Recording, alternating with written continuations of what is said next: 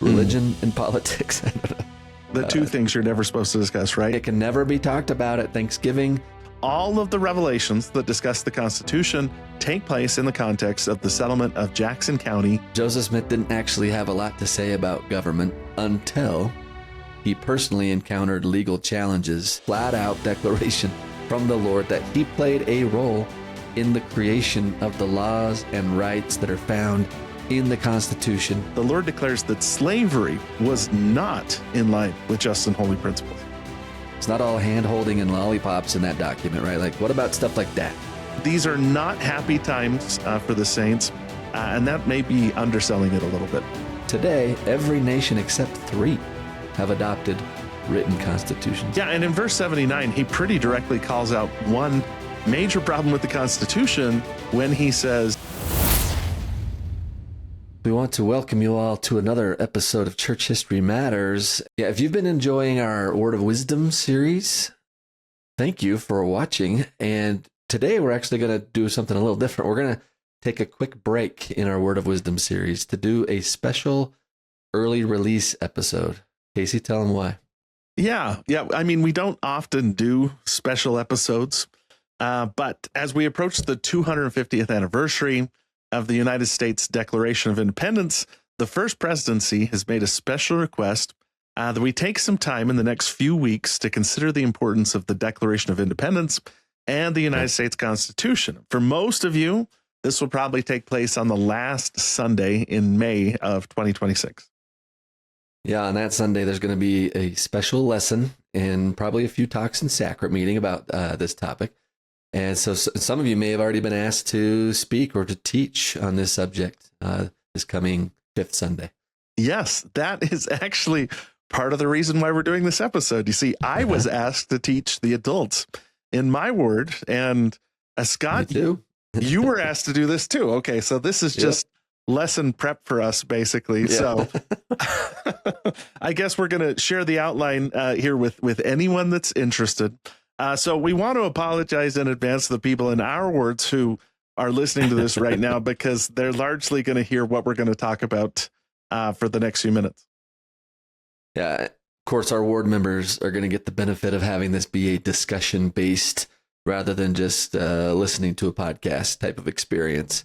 I mean, we're big fans of the podcast platform, don't get me wrong, but there's just something special about having a good class discussion. So. Yeah, absolutely. And I'm positive the good people in our wards will have some keen insights into the significance of the Constitution and the Declaration of Independence as we discuss it.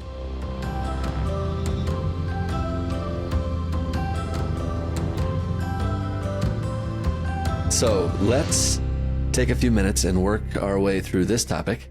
And we hope that along the way, you'll gain some value from what we outline.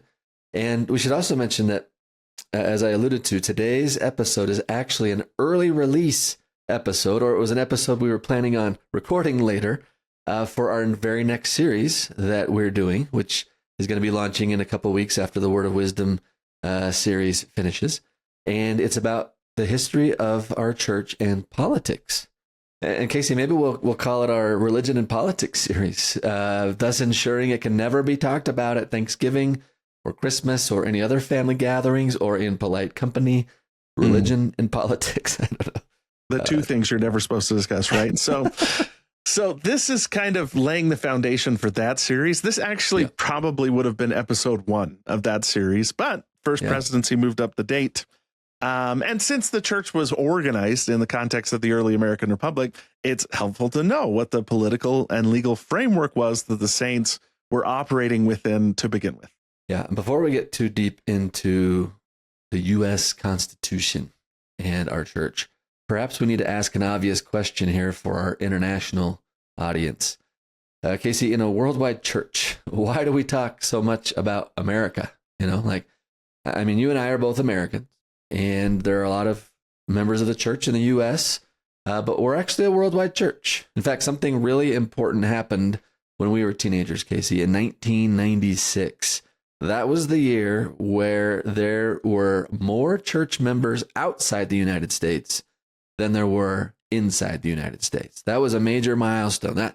That signaled that the church was transitioning from this primarily American institution to a global one. And the international gap has only widened since then. In fact, I just did a little research, and according to the church's latest statistical report released last month, of the current 17.9-ish million church members, 61% of them live outside the U.S., with only 39% living inside of it. So again, I asked the question, why do we talk about America so much? In fact, isn't one of the criticisms of the church that we are an American religion? We are a worldwide church, and it might seem kind of odd to people that live outside the United States that we're talking about the United States Declaration of Independence and the American Constitution. But we also want to stress that we cannot and we should not separate the church from the early American context it was restored into. Even, in fact, a few years ago, then Elder Dallany jokes, he gave a pretty direct address in General Conference on the U.S. Constitution. Again, I stress this was in General Conference for a global audience, and he started out by addressing this very question of why we would talk about the American Constitution in a worldwide church. Now, here's just a little sample of what he said. Quote, "This Constitution is of special importance to our members in the United States, comma, but it is also a common heritage of constitutions around the world. A constitution is the foundation of government," he said. "It provides structure and limits for the exercise of government powers. The United States Constitution is the oldest written constitution still in force today. Though originally adopted only by a small number of colonies, it soon became a model worldwide." And then he said, "Today, every nation except 3 have adopted written constitutions." I didn't know that. And then here's the last line. He said, "The United States Constitution is unique because God revealed that he established it for the rights and protection of all flesh," referencing D&C 101 there. Mm-hmm. "That is why," he said, "this Constitution is of special concern for the Church of Jesus Christ of Latter-day Saints throughout the world. Whether or how its principles should be applied in other nations of the world is for them to decide." And that's solid reasoning from President Oaks. And I think that's more than enough justification for our purposes here today. So let's start out by following our own basic methodology that we laid down in our Good Thinking series a while back. So if we're starting a little gospel study on a particular topic, in this case, the Declaration of Independence and the Constitution, we start with a basic question. What do the scriptures have to say about this? That's our first doctrinal lens. And then from that foundation, we look at the second doctrinal lens too, which is what have church leaders said about this, right? And in particular, today we want to know, what did Joseph Smith say about this, right? Yes. So we'll look at both lenses today. Yeah, and we want to give credit to someone who really helped accumulate a lot of good resources. A friend of the show, Jack Welch, who wrote a really wonderful article entitled "Joseph Smith and the Constitution" that was published in a book called Sustaining the Law, Joseph Smith's Legal Encounters. This book came out in 2014. Yeah, we'll be drawing a lot from Jack's work here. Really appreciate him. But we also are going to be adding some new sources that weren't available in 2014. We're going to try to pull together some valuable insights from that into how early church leaders talked about and thought about the U.S. Constitution. Chief among these newly available sources are the minutes of the Council of 50, which were published in 2015 and can now be found on the Joseph Smith Papers website. Yeah, we've talked about them a little bit before, but the Council of 50 minutes come from a council formed by Joseph Smith during the final months of his life. And the primary purpose of the Council of 50 was to oversee Joseph Smith's presidential campaign. So it's not surprising that they had a lot to say about government.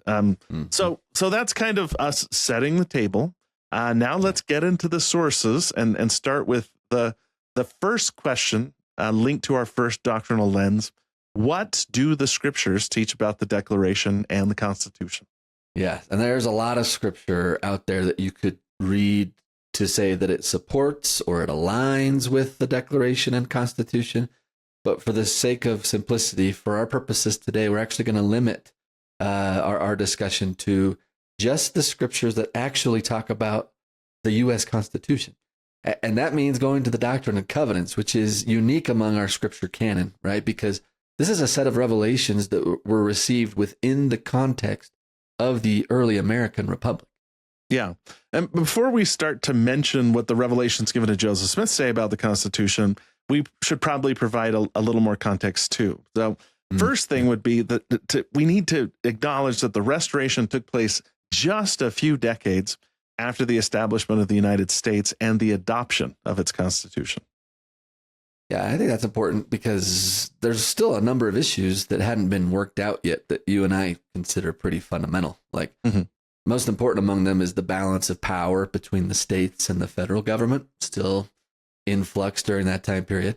That's not going to be fully resolved until the American Civil War.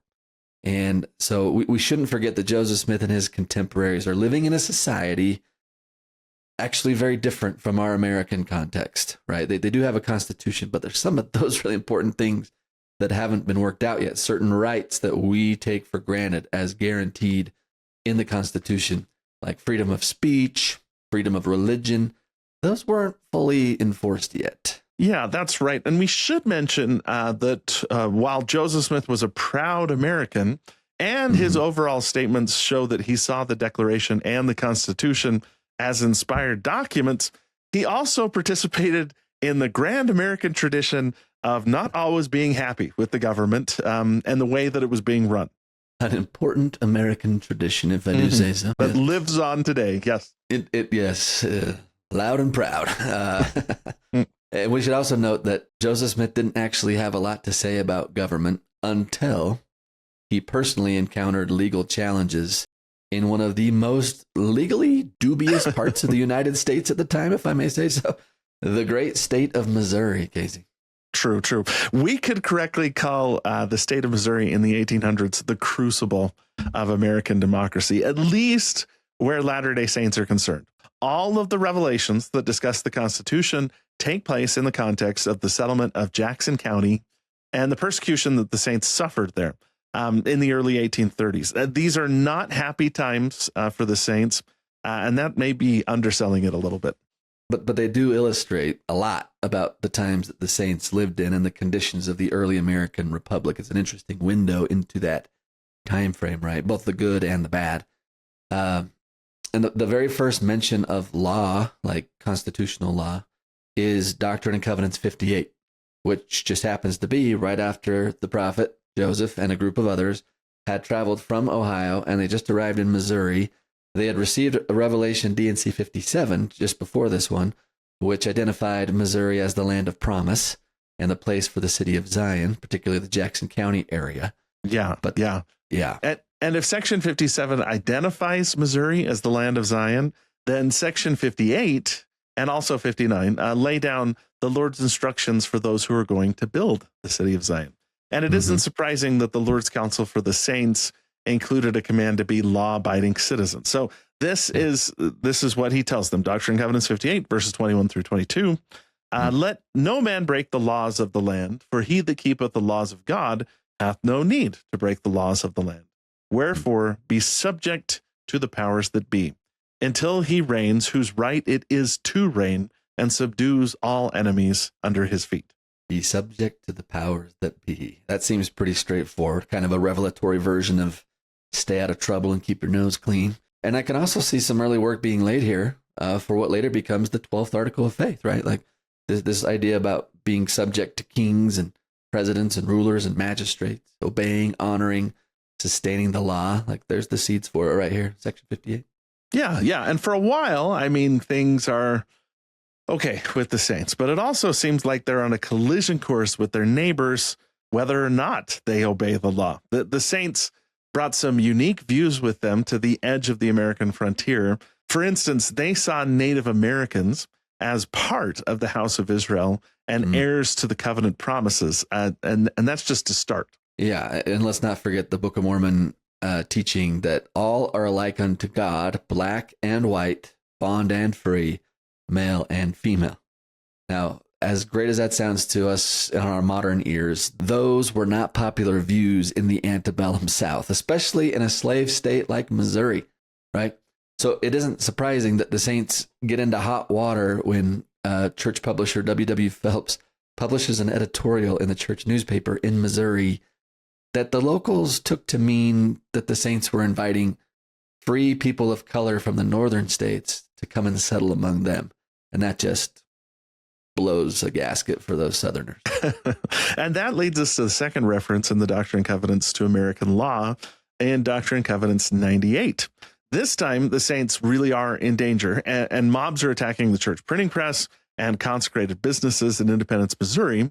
So this is in Doctrine and Covenants 98, verses 4 and 5.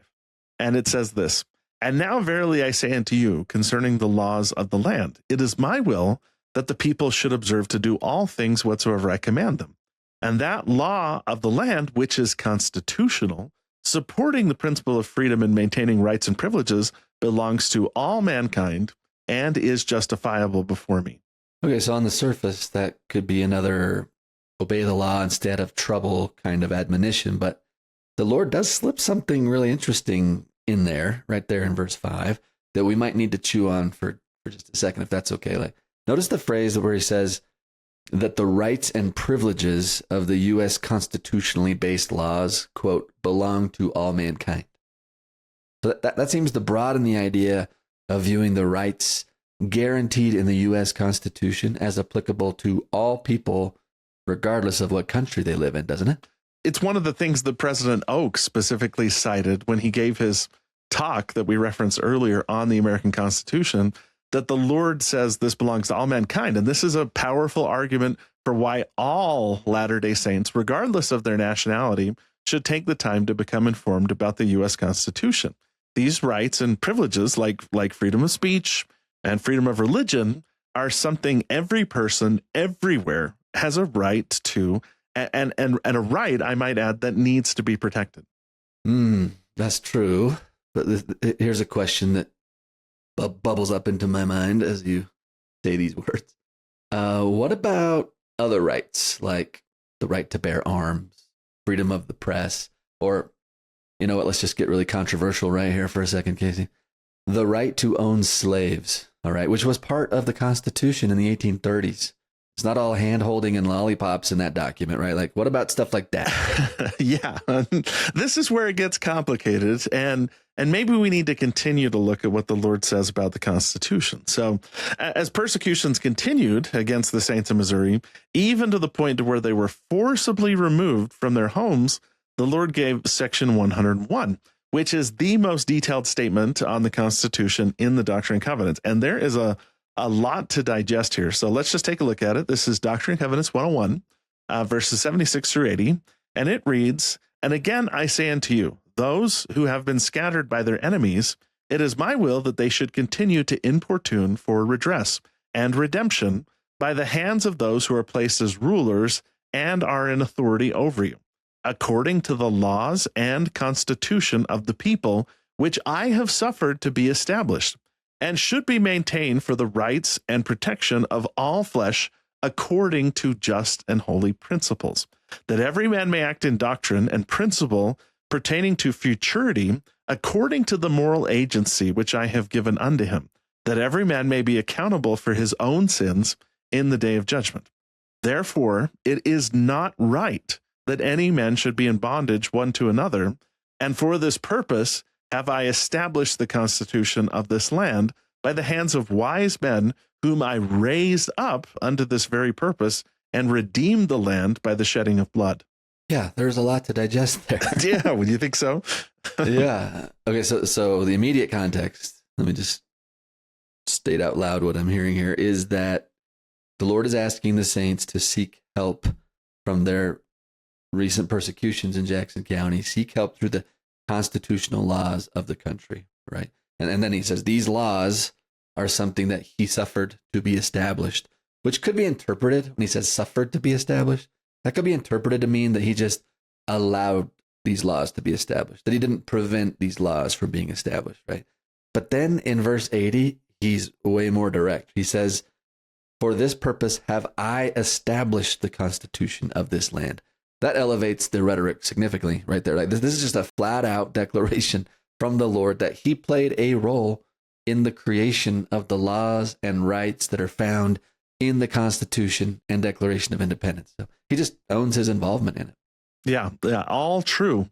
So we also need to address the point you made earlier about the Constitution at the time containing laws about slavery and a few other things. Now notice, so the Lord doesn't just declare the Constitution to be the sole source for truth and justice, but he does say it should be maintained for the rights and protections of all flesh. And here's a key phrase in verse 77, according to just and holy principles. So the Constitution has to be weighed against other sources, you're saying, like sources like the scriptures. So as in all things, we are being invited here, I think subtly by the Lord, to seek multiple data points to find the correct path to follow. Is that what you're saying here? Mm-hmm. I think we can both agree that there were things in the Constitution that were not correct, right? That were not according to just and holy principles. As I mentioned, one example, slavery, right? Yeah. And in verse 79, he pretty directly calls out one major problem with the Constitution when he says, it is not right that any man should be in bondage one to another. And I got to be honest, Scott, I didn't ever notice this verse until Dallin H. Oaks gave a BYU devotional that I attended back in 2020. This was right after President Nilsson gives this really important General Conference address where he began calling for the saints to lead out in the fight against prejudice based on race. And there it is. As early as 1833, the Lord declares that slavery, which was a major pillar of the American economy at the time, was not in line with just and holy principles. Yeah, and you could even make a case that the Lord called out slavery a few years earlier, right, when the Book of Mormon was published. In fact, even as early as 1829, the Book of Mormon describes the ideal society as one where there are no bond or free. No one is distinguished based on their race, no ites. Remember that in 4th Nephi? That's 1829. He's definitely more explicit in 1833, but I think those seeds are there in the Book of Mormon too. Yeah. Good point. Okay, so that's the most extensive statement on the Constitution. Are there any other Doctrine and Covenants references to the Constitution we should mention here? The Lord said in verse 80 that he established the Constitution, but he had just said that having people in bondage to one another is not okay, and yet that's part of the Constitution. How should we think of the Constitution knowing both of those things are true? There's things in it that the Lord doesn't approve of, and yet he helped to establish it. Like, how can we reconcile that? Yeah, it seems like what he's saying here is that the Constitution isn't perfect, that even he has some issues with it, and it has to do with the cultural baggage of the people that established the Constitution. So he does call the people that established the Constitution, what's the wording here? By the hands of wise men whom I raised up for this very purpose. And those men are outstanding. There's no doubt in my mind that people like, George Washington and Thomas Jefferson and John Adams are all amazing people, but they're also products of their time. And, George Washington and Thomas Jefferson, just to cite two examples, I could cite more, owned slaves. George Washington has a complicated relationship with slavery that I did a deep dive into a couple of years ago. I went to Mount Vernon, and, Mount Vernon has become this museum to George Washington, and you walk through it thinking, man, George Washington's the best.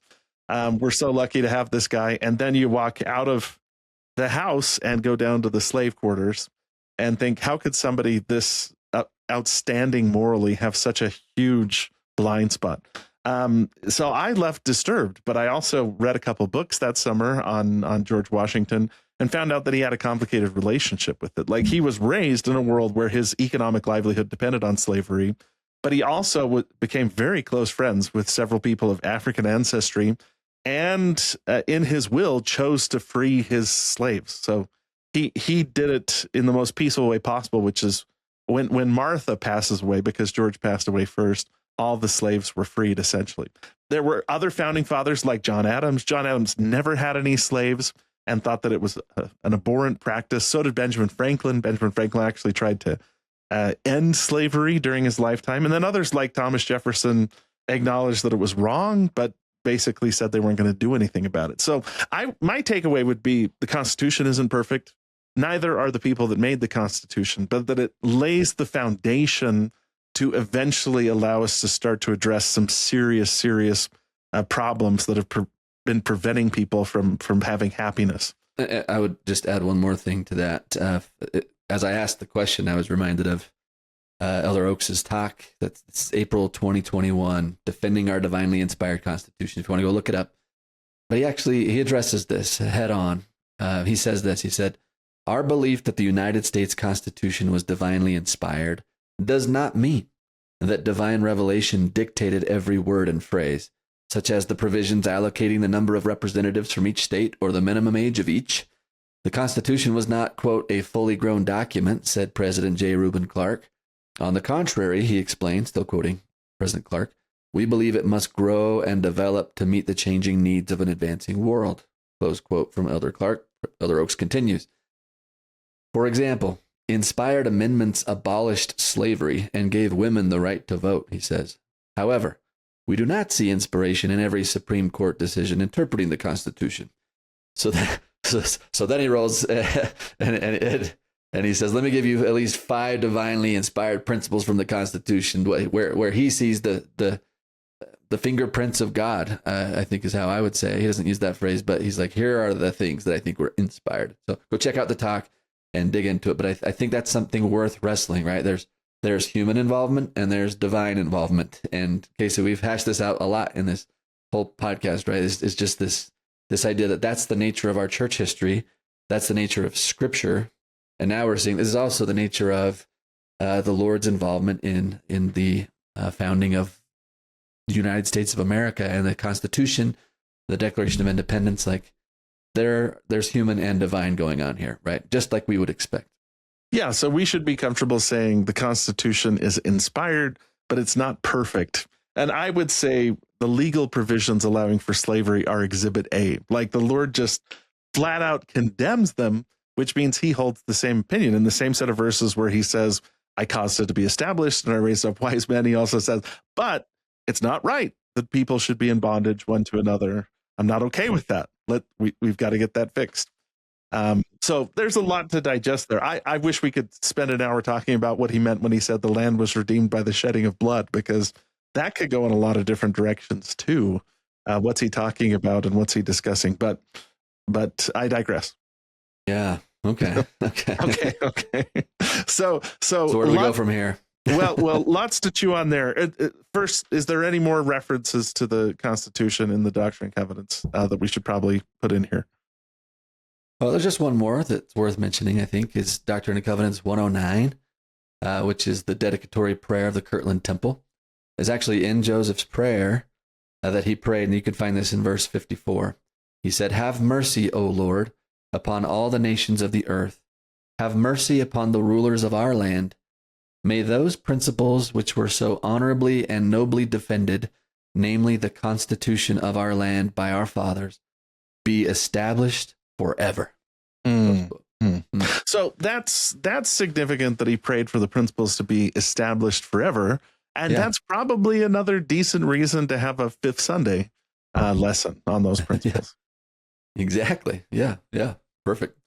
Okay, so before we go to our next section, then let's review what have we learned according to the Doctrine and Covenants. What do we know about the Constitution? I would throw out first that church members should be good citizens. We're expected to respect and honor the laws of the land, right? Fundamental. Yes. And second, the principles illuminated in the Constitution, and I'm going to add the Declaration of Independence here because it was the precursor to the Constitution, belong to all people, not just to Americans. Yes, all mankind. And then third, the laws and standards set up in the Constitution have to be measured against, quote, the just and holy principles that are found in scriptures and other sources of truth. The Lord did not say that this was a perfect document or that it would never be changed. Quite the opposite, in fact, right? He said he was involved in its formation to a degree, but then he also called out one of the points explicitly in the Constitution that he doesn't like, namely slavery. So there you go.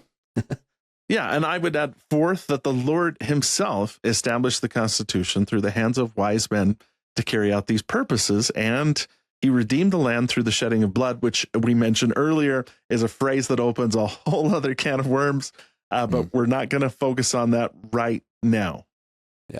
Yeah. Let's keep our focus on the Constitution. But so that leads to our next big question for today's episode, which is, what did Joseph Smith have to say about the U.S. Constitution? Yeah, and that can be a little complicated, but Joseph Smith did have a lot to say about the Constitution, especially after the Saints were forcibly evicted from their lands and homes in Jackson County in 1833. And you'll recall that the following spring, he marched all the way to Missouri with Zion's Camp as part of an effort to try and help the Saints get their homes back. But as we all know, the effort wasn't successful, and the Saints were forced to relocate to another part of Missouri, where again they faced a severe storm of persecution, this time in 1838. And this eventually results in the infamous extermination order issued by Missouri Governor Lilburn Boggs. And in the years and months leading up to that 1838 conflict, Joseph Smith, this is what's so remarkable to me, he stays really true and consistent in the way that he upholds the Constitution and encourages church members to uphold the Constitution. Like, for instance, on July 25th, 1836, Joseph counsels members of the church in Missouri to, quote, "Be wise, let prudence dictate all your counsels, preserve peace with all men if possible, stand by the Constitution of your country, observe its principles, and above all, show yourselves men of God, worthy citizens."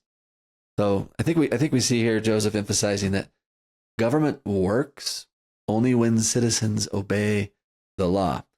Any law that's dictated and imposed from the top down can result in tyranny, as Governor Boggs' damnable extermination order demonstrates, right? So we see here Joseph urging the Saints to be blameless in their dealings with their Missouri neighbors. Maybe that'll help. Yeah. And around this same time, Joseph Smith expressed the hope that, these are his words, all nations will adopt the God-given Constitution of the United States as the Palladium, i.e. Statue of Liberty and Equal Rights. And by the way, let me discourse on the Palladium because I grew up in Delta and we have a Palladium. Like, it was such a big Palladium? deal. The Palladium was anciently in a city, like the place where you house it was like a shrine to the values of your city. So it was a big deal when Delta built this huge new sports complex and named it the Palladium. And everybody in Delta had to rush to their dictionary and figure out what Palladium meant. But that's basically it. Like, it's the place that showcases your values. He's saying that's what the Constitution should be effectively. And this was just a few months after Joseph Smith had prayed in the dedication of the Kirtland Temple that we mentioned earlier, where he prayed for the principles of the Constitution to be upheld. And he's trying to find a way to assist the Saints in Missouri who are still striving to find a way to regain their lands in Jackson County. But only a few months later, he relocates to Missouri after the church in Kirtland falls into apostasy. Shortly after his arrival, he writes something in his journal that seems to demonstrate that the importance of the Constitution was foremost in his mind. Yeah, and let's quote a little bit from that journal. It's March 16th, 1838. And just keep in mind that he was kicked out of Kirtland just 2 months earlier, like death threats, people saying that they would kill him if they found him. And so he fled with his family in the United States of America to far west Missouri, which is north of Jackson County, right? And so here's what he says. He said, "After being at far west 2 or 3 days, my brother Samuel arrived with his family, and shortly after his arrival, while walking with him and certain other brethren, the following sentiments occurred to my mind. The Constitution of our country, formed by the fathers of liberty, peace and good order in society, love to God and goodwill to man, all good and wholesome laws, virtue and truth above all things, and aristarchy live forever. But woe to tyrants, mobs, aristocracy, anarchy, and Toryism, and all those who invest or seek out unrighteous and vexatious lawsuits under the pretext and color of law or office, either religious or political. Exalt the standard of democracy, down with that of priestcraft, and let all the people say amen, that the blood of our fathers may not cry from the ground against us. Sacred is the memory of that blood which bought for us our liberty." Yeah. And during the so-called Mormon War that takes place in 1838 in northwest Missouri, Joseph often invokes the rights in the Constitution as part of the reason why the Saints are fighting to defend their home. So in Gallatin, Missouri, a vastly outnumbered group of Saints struggled to defend their civil rights. And August 6, 1838, in fact, you'll recall, this is that they were going to Gallatin to vote. And the Missourians lined up to like stop them from voting. And it turns into a whole brawl, basically. Joseph writes, "Blessed be the memory of those few brethren who contended so strenuously for their constitutional rights and religious freedom against such an overwhelming force of desperados." And then a couple weeks later, on October 13th, 1838, just as the conflict is really beginning to escalate, Joseph gave this statement to a New York newspaper. He said, "We are friendly to the Constitution and laws of this state and of the United States, and we wish to see them enforced." When Far West was put under siege and Joseph was betrayed to the Missouri militia, he even told this story about a meeting with one of the commanders on the scene, a guy named Moses Wilson. He said, "I inquired of him why I was thus treated. I told him I was not aware of having done anything worthy of such treatment, that I had always been a supporter of the Constitution and of democracy. And his answer to me was, 'I know it. That's the reason why I want to kill you or have you killed.'" Oof. Yikes. And keep in mind that this is all just a prelude to Joseph and other members of the First Presidency being thrown into Liberty Jail, where they're going to spend 5 miserable months being deprived of their constitutional rights and privileges. And we've talked extensively in past episodes about what Liberty Jail was like. It was not a pleasant place to be. And this was probably the most trying time of Joseph's life so far. But despite his internment in Liberty Jail, it seems like Joseph's faith in the Constitution was not deterred. He still believed that the federal government would intervene on the Saints' behalf if they just knew all the facts. In fact, it was while he was in Liberty Jail that he wrote what is probably his most famous statement about the Constitution. This is in a letter from March 20th, 1838, where he stated, "The Constitution of the United States is a glorious standard. It is founded in the wisdom of God. It is a heavenly banner. It is to all those who are privileged with the sweets of liberty, like the cooling shades and refreshing waters of a great rock in a thirsty and weary land. It is like a great tree, under whose branches men from every clime can be shielded from the burning rays of the sun. We say that God is true, that the Constitution of the United States is true, that the Bible is true, that the Book of Mormon is true, that the Book of Covenants is true, that Christ is true, that the ministering angels sent forth from God are true." And he wrote that while he was a prisoner in Liberty Jail. And let me just add, I think it's pretty telling that Joseph bears his testimony of the Constitution right between his testimony of God and the Bible and the Book of Mormon, Doctrine and Covenants, even Jesus Christ and the angels of the restoration. That's how it goes.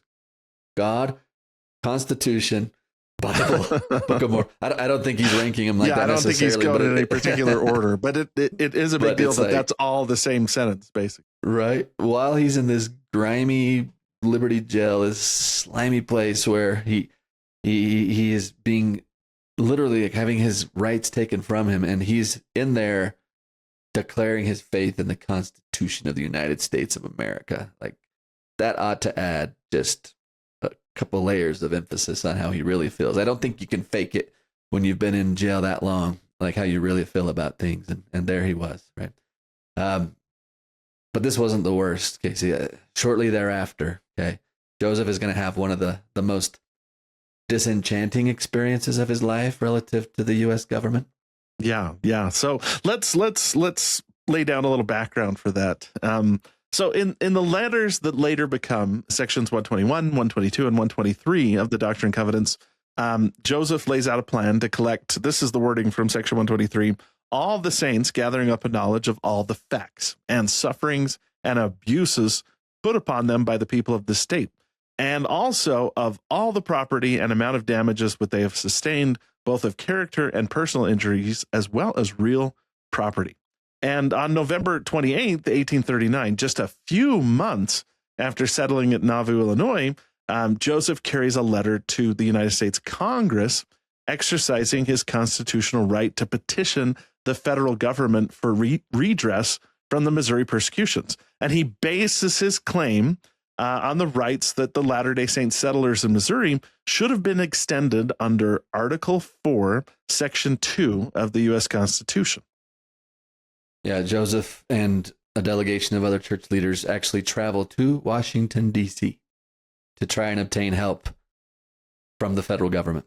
They carry this letter with them and they try to ask for help. Here's a quote from the letter. Your Constitution guarantees to every citizen, even the humblest, the enjoyment of life, liberty, and property. It promises to all religious freedom, the right to all to worship God beneath their own vine and fig tree, according to the dictates of their conscience. It guarantees to all the citizens of the several states the right to become citizens of any one of the states and to enjoy all the rights and immunities of the citizens of the state of his adoption. Yet all of these rights have the Mormons been deprived, he said. They have applied, which in this context means like appealed, to the state of Missouri, the courts of Missouri, to federal courts. Right, so far, nothing. So far, nothing. And this is where one of the seminal moments of Joseph's life takes place. The day after they present this letter to the U.S. Congress, they have a meeting with the American president at the time, who was Martin Van Buren. And after reading Joseph's letter of introduction, Van Buren responded, "What can I do? I can do nothing for you. If I do anything, I shall come in contact with the whole state of Missouri." And during a second visit, a few months later, he says effectively the same thing. Van Buren apparently told them, "Gentlemen, your cause is just, but I can do nothing for you." And Joseph learned from this that the president saw himself as powerless in the face of states' rights. Van Buren was a Whig, just to give some background here, and he was an advocate of states' rights who consistently opposed any extension of federal power. So now he's bumping up against the limits of the humans who have to interpret and enforce the Constitution. Your cause is just, but I can do nothing for you. Like I always just want to say, sir, you are the president of the United States, which to me, in my context, I think federal government big. But in his context, state rights were much bigger, right? And in his context, like, I do think he probably could have done something. But in his context, like, state rights were much stronger than they are now. And the federal government was much smaller. And so he at least had an argument there, right? We could go off on Van Buren for like an hour. He was sort of known as like the politician's politician. And some people even called him the little wizard because he was so good at like working the system. Now he is like humiliated at the end of his presidency, and he's not generally well thought of among our presidents. But this is Van Buren being Van Buren, like basically saying, well, what's the advantage for me? You know, if I do this, the whole state of Missouri is going to get mad at me. So I'm not really going to help out this strange religious group, though he flat out just says, your cause is just. Yeah. You guys are right, but I'm just not going to do anything about it, which must have been incredibly disconcerting for Joseph Smith. Infuriating, right? Man. And it's difficult to overstate like how much of an effect this meeting with Van Buren has on Joseph Smith's view of the government. It's going to leave ripple effects through the remainder of his life. It also plays a big role in Joseph's decision later on to run for president of the United States in 1844, something we're going to talk about later in this series, because he just felt like the politicians in Washington weren't living up to the principles or the promises of the Constitution.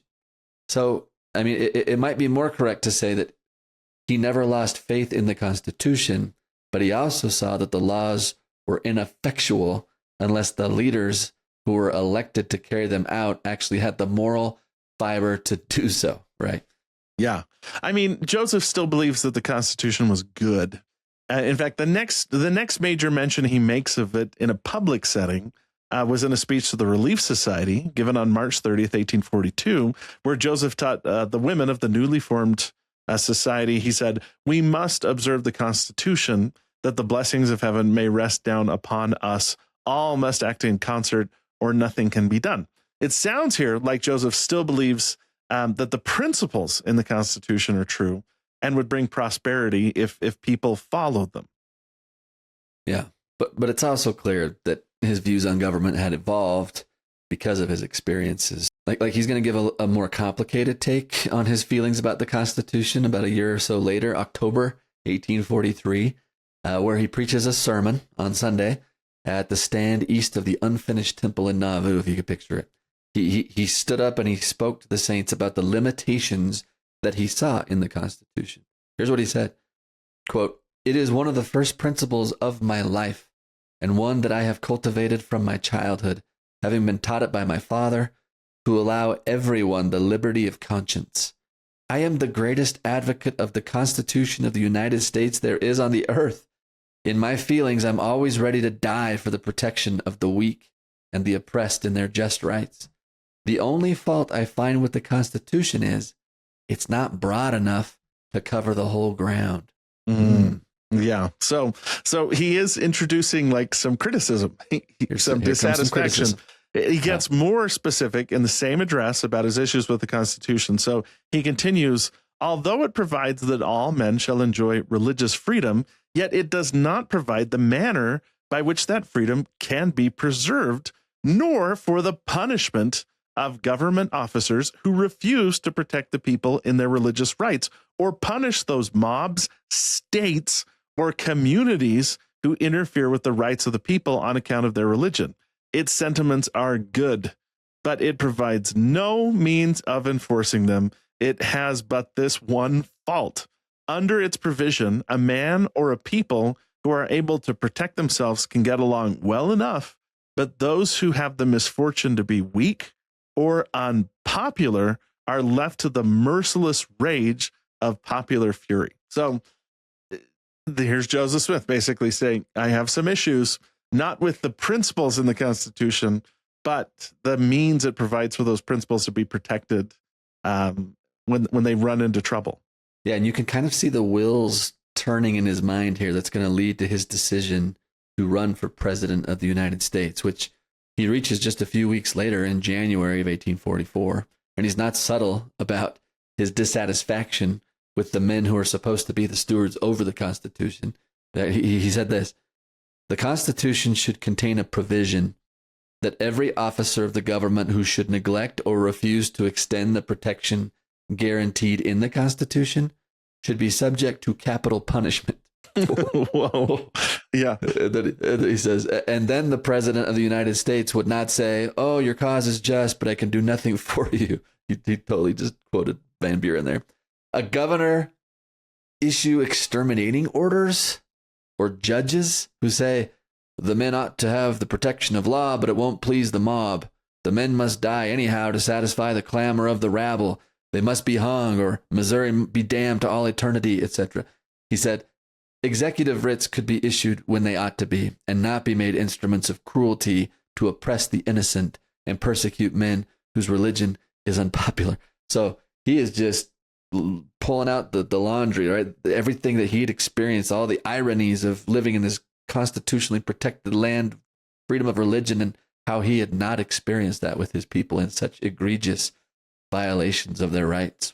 And it also seems that during this time, Joseph became very familiar with the provisions of the Constitution. He writes a letter to the famous Senator John C. Calhoun. And remember, this is a guy who's a big advocate of states' rights, especially slavery, I'm going to add here, saying that Joseph felt that the powers of the executive and legislative branches of the federal government had been too restricted by the states. And when Calhoun writes back that the kind of relief the saints had requested goes beyond the scope of the powers of the federal government, Joseph replies with his own sharp reading of the Constitution. Here's what he wrote. "I would admonish you to read the 8th section and the first article of the Constitution of the United States, the first, 14th, and 17th specific and not very limited powers of the federal government.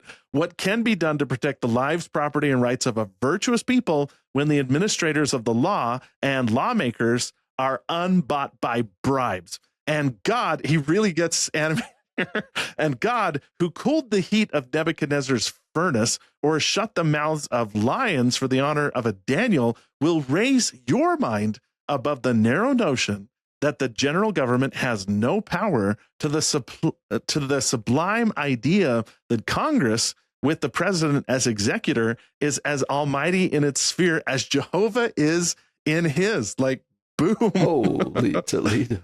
So tell us how you really feel, Joseph. How do you really feel about this?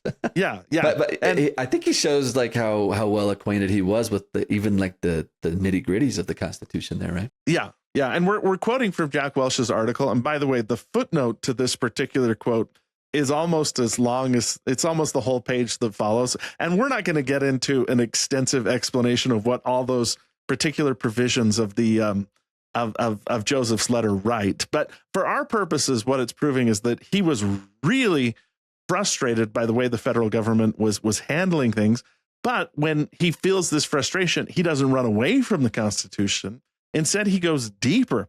And if you think he was just using this law to gain the advantage for church members, he also made clear that what he was really worried about was what had happened to the saints in Missouri could happen to other religious minorities in America. When he's formally nominated for president in 1844, he makes this public statement. He said, "If I should be elected, I would strive to administer the government according to the Constitution and the laws of the Union. And that as they," meaning the laws of the Constitution and the Union, "make no distinction between citizens of different religious creeds, I should make none." So I'm going to do what the Constitution says. I'm going to treat everybody fairly, regardless of what their religious background is. And then he went on and said, as far as it depends on the executive department, meaning the presidency, all should have the full benefit of both, and none should be exempt from their operation. So basically, he's saying the executive, the president of the United States, should be making sure that everybody is treated fairly, that someone like Martin Van Buren shouldn't be saying, "I can't do anything for you because I don't want to tick off the state of Missouri." It's his job to intervene and say, "What you're doing is wrong, Missouri. You're discriminating based on a person's religion. I'm going to intervene and make sure that that doesn't happen." And then in a campaign speech that he gives on February 8th, 1844, Joseph stresses, again, that the reason he was running for president was because he felt like the principles of the Constitution were not being upheld. He said, "I would not have suffered my name to have been used by my friends on any wise as President of the United States or candidate for that office if I and my friends could have had the privilege of enjoying our religious and civil rights as American citizens, even those rights which the Constitution guarantees unto all her citizens alike. But this as a people we have been denied from the beginning." So if no one else is going to do this, I guess I'll try to rise up and I'll put my name in for our president of the United States and see if I can help. Yeah. And remember, this speech is given just a few months before Joseph Smith goes to Carthage jail. So he's in the final act of his life. And in his language in these addresses seems to indicate that he knew how dangerous it might be to challenge the status quo in the United States. But he felt strongly that he needed to protect the principles of the Constitution, even if it meant sacrificing his life. So here's the second part of that same speech. He said, "Persecution has rolled upon our heads from time to time, from portions of the United States like peals of thunder because of our religion. And no portion of the government as yet has stepped forward for our relief. And in view of these things, I feel it be my right and privilege to obtain what influence and power I can lawfully in the United States for the protection of injured innocents. And if I lose my life in a good cause, I am willing to be sacrificed on the altar of virtue, righteousness, and truth in maintaining the laws and Constitution of the United States, if need be, for the general good of mankind." So again, I'm willing to lay down my life to uphold the Constitution. And what's the reason why? Not just for the general good of the United States, but for the general good of mankind. That if nobody's going to stand up for these principles, people will just roll over them everywhere. And the principles that the United States Constitution espouses will never fully be established anywhere in the world. And we should point out, too, that it was during this time when Joseph Smith was running for president that he made one of the more controversial moves of his prophetic career. Beginning in March 1844, he instituted a new council in the church called the Council of 50. Now, we've spoken about this a little bit, several times on the podcast, Casey, but maybe a quick refresher is in order. Remember that first of all, there's no Council of 50 in the church today, right? That's why it strikes our ear as a little bit odd to hear Council of 50. But Joseph organized it in order, one of the reasons was to help promote his presidential career. There were other reasons too, about finding a place for the saints out west, other things. That after Joseph's death, it continues under Brigham Young's direction. It eventually stopped meeting once the challenges of the Exodus West took center stage. It was briefly revived during John Taylor's presidency, but then faded away again when the legal persecutions linked to plural marriage became too intense to hold regular meetings. And like we said, in 2015, we got those minutes published on the church's Joseph Smith Papers website. So that maybe leads to the final question of this episode today, Casey, and that is, what do the Council of 50 Minutes say about the Constitution when they're right in the thick of this? We wanted to add this in because Jack Welch's article, which we've been quoting extensively from, came out in 2014. The Council of 50 Minutes were published the year after. And so he didn't have access to those when he was writing his article. And we thought this was a nice kind of coda. So the Council of 50 is involved in the story because it was presented in a nutshell as the civil government of the kingdom of God. In the council, the leaders often talked about a concept that they called theodemocracy. This is where the people still choose their leaders, but also give their first loyalty to God. And it's a valid question to ask, does this mean that in the final weeks of his life, Joseph Smith was moving away from the Constitution? And the answer is no. All right, not in the least. In fact, the Council of 50 Minutes show that they spent quite a bit of time discussing the Constitution, actually. And according to the minutes, what Joseph said in private largely matches what he was saying in public. For instance, in a meeting held on March 10th, 1844, Joseph was quoted in the minutes as saying, quote, "There is only 2 or 3 things lacking in the Constitution of the United States. If they had said all men are born equal, and not only that, but they shall have their rights, they shall be free, or the armies of the government should be compelled to enforce those principles of liberty, and the president or governor who does not do this and who does not enforce those principles, he shall lose his head." There it is again. Joseph is...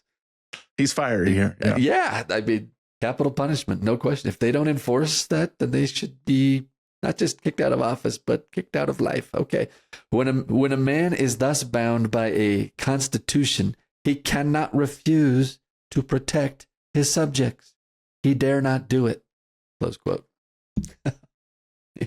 So do your job, essentially, or off with your head. This seems to be the thing he's going for there. That if the Constitution is going to state that all men are created equal, then it needs to come up with a way to enforce that when people are oppressed. So the other obvious question that comes up when someone finds out about the Council of 50 Minutes and that they were meant to be the seed that would grow into the government of God after a return of Jesus Christ is if the rights and privileges in the Constitution would still have a place in that kingdom. And the council minutes seem to indicate that rather than going away in the millennium, the principles of the Constitution will finally have a chance to really flourish. Here's what Joseph Smith said in the minutes. He states, God cannot save or damn a man only on the principle that every man acts, chooses, and worships for himself. Hence the importance of thrusting from us every spirit of bigotry and intolerance towards a man's religious sentiments, that spirit which has drenched the earth with blood. When a man feels the least temptation to such intolerance, he ought to spurn it from him. It becomes our duty on account of this intolerance and corruption, the inalienable right of man being to think as he pleases, worship as he pleases, being the first law of everything that is sacred, to guard every ground all the days of our lives. So there's a picture into the millennial kingdom and the Constitution, Scott. Yeah, Joseph is bullish about religious freedom. Like seriously, let's let people worship however they want. Guard it. Guard that freedom. That's powerful. He also believed that the rule of Jesus Christ when he comes again in the second coming and establishes his kingdom on earth would finally be able to protect the rights and liberties of all people, something that the earthly governments that he'd experienced just hadn't been able to accomplish. So while we don't know exactly how earthly governments are going to fit into the millennial kingdom, the scriptures are a little opaque there, we do know that the principles of the Constitution, which belong to all mankind, were established by Christ, will finally allow for human flourishing during the time when Christ's kingdom is fully established.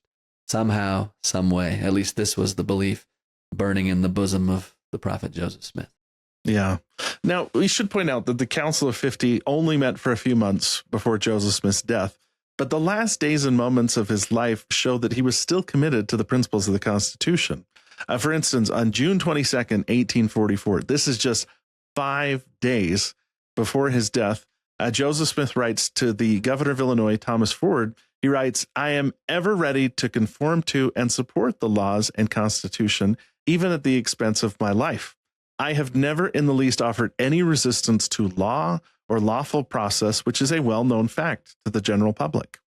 And then in response to this explosive situation, Governor Ford accuses Nauvoo magistrates of, quote, having committed a gross outrage upon the laws and liberties of the people. And the situation in a super short nutshell is the enemies of Joseph had laid a trap to try to get him arrested. They published a provocative press with all kinds of slanderous stuff in there. And Joseph and the city council had taken action to suppress that press, right? And so that's the situation that is being talked about here. And so Joseph actually calls for martial law in Nauvoo, as he was the mayor at the time. And then he submits to arrest warrants that have been issued regarding the destruction of that press called the Nauvoo Expositor. And so the governor's kind of calling him out on that. And so here's a part of Joseph's response to the governor's accusations. He said, quote, "As to martial law, we truly say that we were obliged to call out the forces to protect our lives, and the Constitution guarantees to every man that privilege.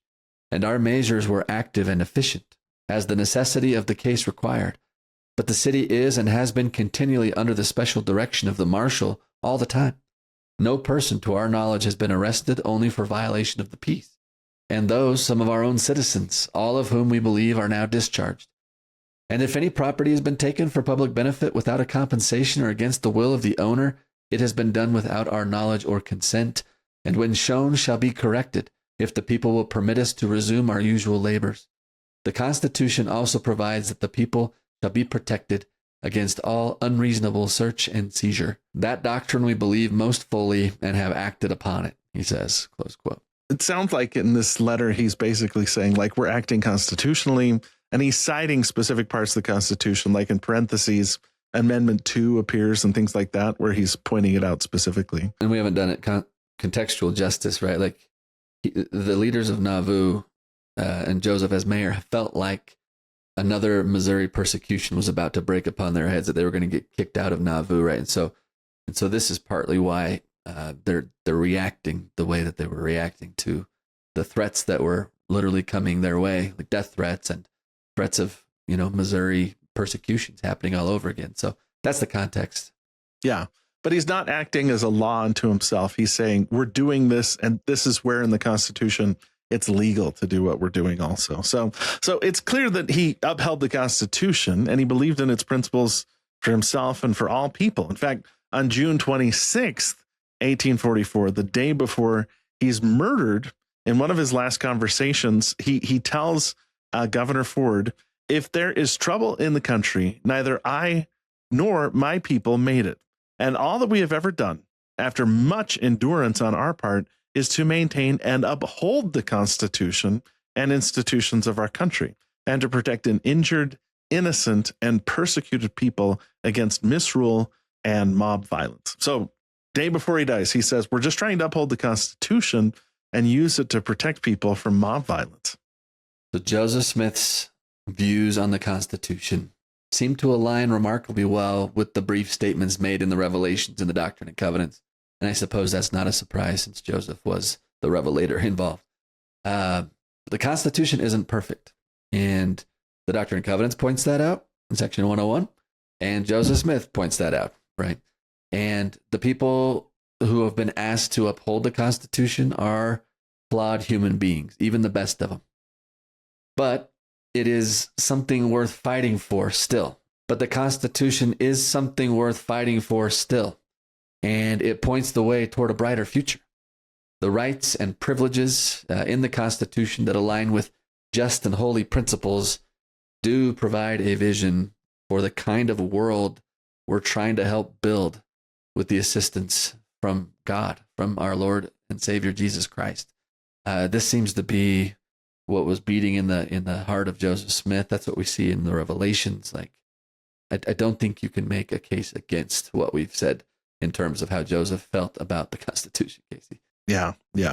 And during the next few weeks, as we reflect on the 250th anniversary of the Declaration of Independence, we hope you'll take the time to reflect on the importance of the principles in the Constitution and the Declaration of Independence. This is something that President Oaks has admonished us to do. This is another excerpt from that talk we've been referencing this entire time. He said this: "We should learn and advocate the inspired principles of the Constitution. We should seek out and support wise and good persons who will support those principles in their public actions.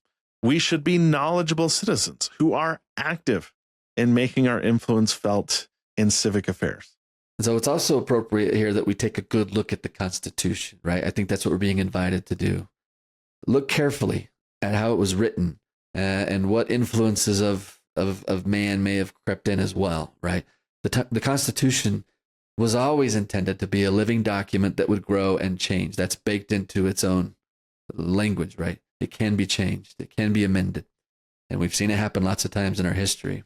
And as members of the church who are living in democracies throughout the world, I think it's healthy for us to have some vigorous discussions about what is working and maybe what's not, and how we can use these principles to make life better for everyone, everywhere. Yeah, thank you. And let me emphasize another line from President Oaks. He said, "We should be knowledgeable citizens who are active in making our influence felt in civil affairs." So find out what that means for you. Maybe you want to run for public office, or maybe you just need to make sure you remember to register to vote. There are a lot of different ways that you can contribute. But also keep in mind that we're not just supposed to wait around for the millennial kingdom of Jesus Christ to come. We're supposed to be partners with him, when we're supposed to be building it right now. Understanding the Constitution, the laws, and the rights that God says he put into the Constitution are an important part of us being active participants in that process. Amen. Amen. Thank you, Casey. All right. Well, that was fun. Yeah. And in a couple of weeks, we will pick up this thread again when we talk about Joseph Smith's presidential campaign. So this was just, whetting your appetite. And also it was good for us because we have to teach this, both of us, to review these materials as well. So we hope that you have a great discussion on this, and that it's a discussion that leads to further conversations with people that you care about why the Constitution matters and what the Lord has had to say about it through his voice and through the voice of his prophet. Great to be with you, Casey. Thank you, man. Good to be with you. See you next week.